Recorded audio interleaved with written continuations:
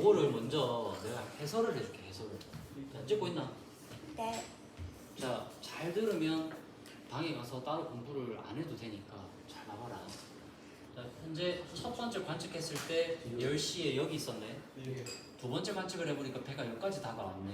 네. 그래서 본선이 현재 코스를 유지하고 상대 선박이 코스가 어딘지를 모르지만 아직까지 두 척이 현재 상태를 둘 다 유지한다면 상대 선박이 나의 선수를 지나가게 되는 상황이 바로 렐러티브 모션 라인 맞지? 상대적 움직임을 나타낸 선이 남았죠. 이렇게 돼 있는데 자, 여기서 이 배가 가던 길을 그대로 가고 본선이 30도 코스를 그대로 유지할 때 결국에는 본선의 선수를 지나가는 상황인데 이 상태에서 유지선과 상대선의 관계 각각 누가 누굽니까? 누가 유지선이고 누가 비항선입니까? 저희가 비양 본선이 비항선의 이유는 뭐지? 우측에 차선을 우측에 두고 있어서. 본선이 이렇게 보고 있는데 상선박이 어쨌든 간에 요렇게 지금 가고 있죠, 맞죠? 네. 머리가 어디를 향하는지 모르겠지만 우리 배 앞을 지나가네. 그럼 결론은 본선은 상대 선박의 좌현을 보고 있잖아 우리가. 그러니까 우리가 피항선이다, 맞죠? 그러면 이제 여러분은 플로팅만 보고도 유지선 피항선 관계를 찾아낼 수 있겠네. 네. 이거를 이렇게 단순하게 이해할 때 어떻게 이해하냐면 브릿지에 있는 상황을 생각하고 현재 본선이 030도로 항해 중인데 우리 배 스타보드에서 바라보니까 배가 내려오네 한 척이. 내려온다라는 그림을 머릿속에 그리면 돼. 그러면 내가 스타보드 쪽으로 바라보니까 배가 한 척이 내려온다 이쪽으로. 그러면 내가 그 배의 좌연을 보고 있겠구나 라고 생각하면 유지선과 피항선 관계를 쉽게 생각할 수 있겠지. 이 상태인데 여기서 이 배가 6분 동안 이만큼 흘러왔다는 표현을 할게. 자, 이렇게 내려왔는데 그대로 간다면 이렇게 쭉 지나가는 상황일 거고 그때 9분이 되었을 때 내가 액션을 취한 거지, 맞지? 네. 그지? 그러면 여기 9분을 찍을 때 우리가 했던 방법은 뭐지? 여기가 6분 동안에 이동한 거리니까 9분이라면 요거의 절반만큼 앞에 있겠구나라고 컴퍼스를 재서 기존의 컴퍼스 거리를 재고 요거의 절반을 앞에 찍어주면 되겠지? 예. 요거는 아주 쉽죠, 맞죠? 자, 여기서 내가 어떤 액션을 취했지? 본선이 90도까지 변침을 한 거지. 그럼 본선 진 벡터가 그려진다면 본선 진 벡터가 만약에 이제 이 상태였다면 이 상태로 변했죠, 맞죠? 예. 자, 이 상태를 여기로 데리고 간 겁니다. 그래서 원래 본선의 초기 벡터가 WO였는데 WO1으로 바뀐 게 본선의 침로가 90도일 때 맞죠? 네. 네, 그렇게 돼서 본선이 헤딩을 바꿨기 때문에 상황이 바뀌었죠.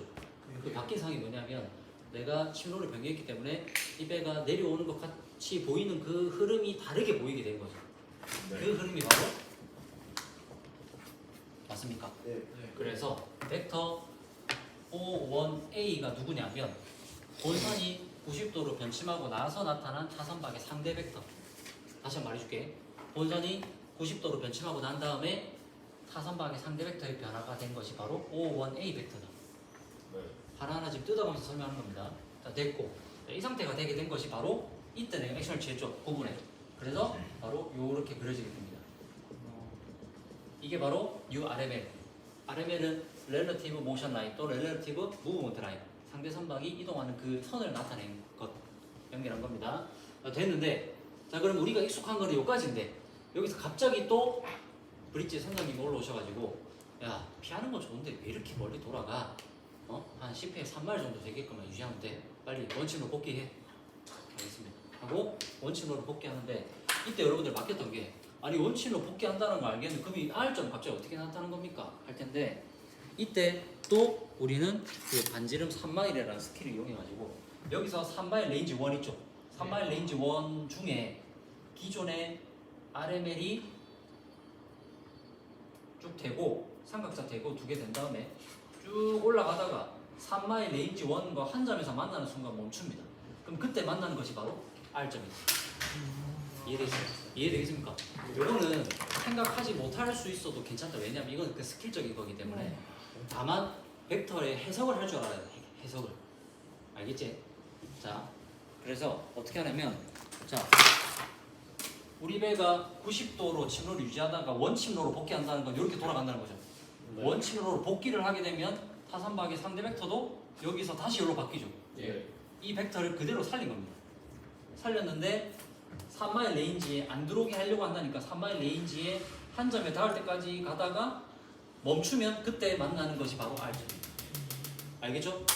그렇게 됐으면 문제는 끝났고, 자, 그래서 R점에다가 기존의 RML을 평행이동 시켜준 겁니다. 평행이동을 그대로 시켜주게 되고 한 점에서 만날 때 이 중요합니다. 한 점에서 만날 때까지 평행이동. 자, 이렇게 되게 되면 우리는 할 일을 다 했고, 자, 근데 여기서 이제 고급 스킬, 고급. 여러분 고급 알죠? 고급. 네. 고급 스킬이 뭐냐면, 자, P점 시간 알죠? 자, R점 시간 구할 수 있습니까? 네. R점 시간 어떻게 구할 겁니까? R점 시간. 자, 항상 비례식 세울 때는 평행한 타산박의 상대 벡터를 쓰라. 요 시간을 구하고 싶으면 얘를 쓰면 되죠. 네. 얘가 6분짜리죠. 6분일 때 이 거리지에서 R점 시간 몇 분 나오죠. 자, 여기서 다시 여기 수직이 되는 요 점의 시간을 구하려면 얘가 6분일 때 여기 비례식 세워서 시간 또 구하면 되겠죠. 그러면은 원침로로 복귀한 시간, 복귀를 위해 결정한 시간, 복귀를 위해서 변침을 했잖아. 복귀를 위해서 다시 원침로로 복귀한 그 시간은 R점 시간을 얘기했죠. 하지만 New RML2에서의 3마일로 접근하고 나서 그때의 시간을 구하라면 이 시간이 되겠죠. 맞죠? 최근접 시간. 알겠습니까? 네. 문제 끝났습니다. 이제는 끝. 이제 요 벡터 누가 누구 무슨 벡터인지 알 수 있으면 됐고, 자, 근데 여기서 마지막 현재 본선이 변침을 통해서 이런 액션을 취했는데, 자, 만약에 본선이 90도와 변침한 것과 같은 효과를 내는 변속을 했을 때 본선은 몇 노트까지 감속을 해야 되는가 하게 되면 벡터를 쭉 줄이다가 얘를 만족해야 되겠죠? 얘를 만족하는 RML에 닿으려면 요까지 본선의 벡터를 줄이게 되겠죠. 네. 그러면 바로 이 벡터가 본선이 감속을 함으로써 90도로 변침한 것과 같은 효과를 내는 상황이 된다. 그래서 이 거리를 재가지고 여기다 갖다 대면 본선이 몇 노트까지 줄이면 90도로 변침한 것과 같은 효과를 내는 상황이 된다라는 걸 알 수 있습니다. 이렇게 하면, 자, 문제에서 만약에 90도로 변침하지 않고 90도와 변침한 것과 같은 효과를 내기 위해서는 본선이 몇 노트까지 감속을 하면 되는가? 라는 물음에는 요거를 지면 돼요. 이렇게 하면 끝나는 것이죠. 자, 원침로로 복귀하라는 문제 유형 이해됩니까? 예. 자, 여기서 중요한 거는 유지선과 피항선의 관계, 누가 누구다라고 인지를 하셔야 되고, 그 다음에 거기서 한번 더 물어봅시다. 자, 그러면 현재 이 상황에서, 초기 상황에서 내가 이 배를 보고 있고 이렇게 보고 있는데 본선은 어떻게 피항 조치를 취할 겁니까? 현재 본선이 피항선인데 포트 투 포트. 좋다. 포트 투 포트 하면 되겠죠, 맞죠? 네. 지금 6분 만에 여기까지 왔다. 10시 6분에 나의 액션을 어떻게 해야 될까요? 할 수 있겠죠? 맞죠? 자, 하지만 누군가가 불안하다면 이 배에게 협조를 해달랬는데 좀 스탑을 안 꺾어준다. 그럼 안 되면 돌아가야죠, 맞죠? 안 되면 속도 줄일 수 있잖아, 또. 속도 줄이게 되면, 요까지 줄이게 되면 이 배가 이렇게 가겠네. 좋은 거 아닙니까? 속도 줄이는 것도 좋은 방법이 될 수 있죠. 그래서 선생님도 실제로 피항을 할 때 엔진을 적극적으로 확 줄인 적은 없지만, 단 한 번도 없지만, 대부분 조타를 했지만 엔진을 건드리는 것보다 조타를 미리 하는 게 훨씬 효과적이에요.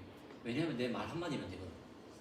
타를 쓰는 데는 큰 부담이 없거든. 하지만 임박해서 속도를 줄인다는 건 심리적으로 부담이 된다고. 하지만 필요할 때는 적극적으로 당겨줘야 돼.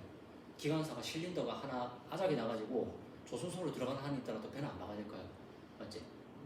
배 박아서 우리 배 용접해서 다 뜯어내는 것보다 실린더 하나 갈아 끼우는 게 훨씬 비용이 싸다. 알겠지?